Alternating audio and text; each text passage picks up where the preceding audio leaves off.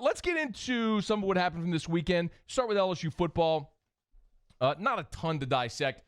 First practice, they did not have pads, so it was really just running a lot of drills against air, which, cool. I mean, that's where you start, but it was still good to see the guys who were out there get out there and run around a little bit. LSU for this week will have practice tomorrow and then on Thursday, and then Friday starts the LSU Coaches Clinic, and then they'll practice on Saturday. So 3 practices this week, Tuesday, Thursday, Saturday with the Coaches Clinic on Friday. But probably the most notable thing from Saturday was an absence, and that was Peter Parrish. So Peter Parrish is the redshirt freshman quarterback who signed with LSU last year, took a redshirt as a true freshman, didn't play in any games, and he was not there for the first practice of spring. Nothing from Ed Orgeron on it, but I do want to direct you to this because this did strike me as odd last week when he said it. And then to have what happened Saturday with Peter Parrish no-show sort of raises another sort of question in your mind. Orgeron, when he was asked about the depth chart for spring last week, this at quarterback, this is what he said about the depth chart. Listen carefully. Obviously, the quarterback position is going to be the key for us going into the spring. We have Miles Brennan. Miles has been doing phenomenal in the fourth quarter in football school. Max Johnson and T.J. Finley. We expect those guys to be fighting for a position. We also have Peter Parrish there. Oh, by the way, we also have Peter Parrish. It was almost like he was talking about the quarterback position and forgot he had to mention Parrish as well. Later, Orgeron was asked about how the quarterback reps would be divided during the spring practices. This is what he said. Well, it's going to be Steve. Steve's going to get it done. Miles is going to be the first team quarterback, and the 2 young quarterbacks going to snap on the second team. And that's how we're going to do it. Miles is going to take all the first team reps in the spring, unless somebody else beats him up.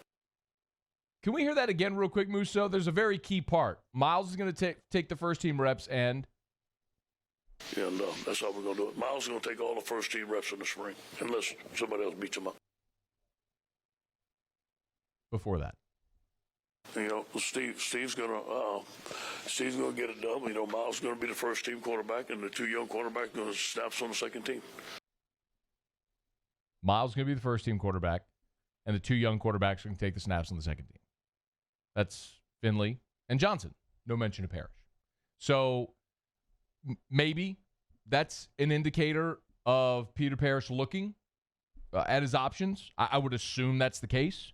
I don't know that definitively, and Orgeron hasn't said it. But the next time he's in front of the media, which will be tomorrow at 6 p.m., he'll no doubt be asked about it. So we'll see if Peter Parrish is back out there tomorrow or what his future is. But it's always notable and noteworthy when there's a quarterback who's absent, and Peter Parrish was for the first practice of spring. I want to see, we've talked about this enough, aside from the quarterbacks, linebacker, offensive line. That's what I want to see. And you're not going to see much of that without pads. So not a lot to dissect there. The other thing that was interesting to me was that Elias Ricks was out there for practice. And Elias Ricks, because he's overcoming shoulder surgery, or coming back from a shoulder injury, he and Eric Gilbert, we were to believe that he may not go through, that they were not going to go through spring. Well, Ricks was out there for the first practice, which was great news. If for nothing else, just to see him have the opportunity to get out there and run around a little bit and learn the plays and the defenses and the coverages and the drills and how everything goes about. The thing that struck me looking at Ricks, and I hadn't seen him before other than some of the high school video, the thing that had struck me was he's thin. He is thin.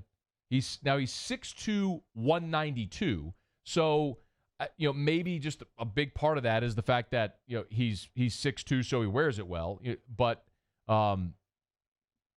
he looks thin, and Moffitt's got a little bit of work to do to put some meat on Elias Ricks before the season starts next year. So, Elias Ricks was out there, though, and that was good to see because when you look at the cornerback position, you got Stingley on one side, and Kerry Vincent is likely your nickel. But when you got the guys from last year with Flott and with Jay Ward and Redarius Jones, and now you throw Ricks into the mix as well. Good to get all those guys some reps here before you get to fall where you can hit the ground running.